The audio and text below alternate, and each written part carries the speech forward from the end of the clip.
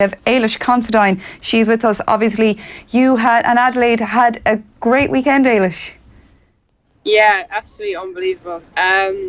Just couldn't even imagine when I set foot here in Adelaide in November. Just absolutely amazing experience since I came over, and to actually get the opportunity to play in the Grand Final yesterday and come out with the right result. It's just been an absolute whirlwind of a year since I came over, so unbelievable experience. Yeah, when you say you came out here in November, you kind of realise that's only a few months ago. It's been some journey. I mean, can you describe to us your experience since you arrived there in November? Yeah, it's such a short time since I've been here.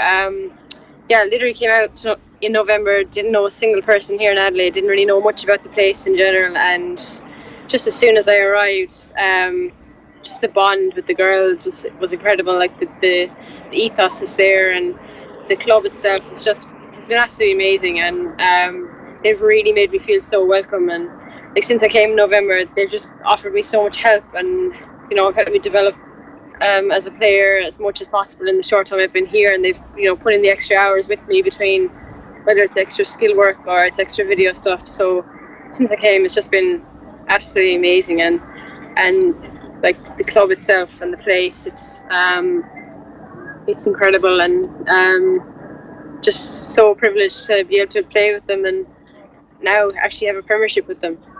It's I know the world is getting smaller, obviously, with flights and all that kind of stuff, but I hear your mother and your brother flew out on a flying visit. They're already gone home again. They flew out for the game. Yeah, they did. They didn't book their flights until Tuesday, until I was cleared from the disciplinary stuff, and then they were only staying from Friday until Sunday night. So you kind of put the pressure on them, didn't you? I kind of did for the last minute booking. They really only kind of wanted to be here just for the game, and the main reason, which I didn't know until she arrived, but my sister came to surprise me as well, and she couldn't. Is that Emer, was it? That was Emer, yeah. She couldn't take too much more time off work, so she was kind of for anyone who doesn't realise, Emer Considine plays rugby for Ireland, so that's a real competitive family to have to be trying to keep up with their duties. Most sisters compete each other for like hairbrushes and parents' love and attention. You guys go out and make shows of each other on international stages. For sure. So that's why they had such a short stay, because she had to get back for work. So just delighted to have them here, and they were just so happy to be here for the moment and for the day that was in it. So yeah, they're currently in the air. I think they're almost in Ireland at this stage, but so they have a long journey ahead of them, and they won't know what's after hitting them after the short few days here. It must be though some buzz to realise, only left Ireland in November, you're over there, you're learning a new game, oval ball, all that kind of stuff, and then to score a goal in front of a record crowd, something like 53,000 people at the Oval. Yeah, 53,000, like absolutely insane. Like I think we were expecting about 25, maybe 30,000 at a push. Like that was what we were expecting. And yeah, incredible. Scoring a goal in front of that crowd and just hearing the roar. It just wow. Like it's gonna live on in my memory for a very long time. And I'm just so happy that my family were there to witness that, and were able to see it, and we're there for the win. And yeah, just like one of my main highlights from sports has been playing in Croke Park and scoring a goal there, but this is just a whole other level. Like when you're talking about professional athletes and 50,000 people in front of you, it's just absolutely incredible. And for anyone listening that mightn't watching this, they mightn't realise actually it hasn't been the complete fairy tale for you since you went out there. You've had to work hard to get into that team and stay in there and come out of it and go back in again. Yeah, like they're a very, very competitive team. Like any girl on the panel, on the 30, could have made the team at any stage, because they're so talented as a bunch of players, and they're really good people behind it all, so they really work for each other. So like it was quite difficult to make it into the team, and I really didn't expect to get any game time when I came over in November. I was really kind of just there for the experience and just see how it would go, and just experience the professional life and stuff.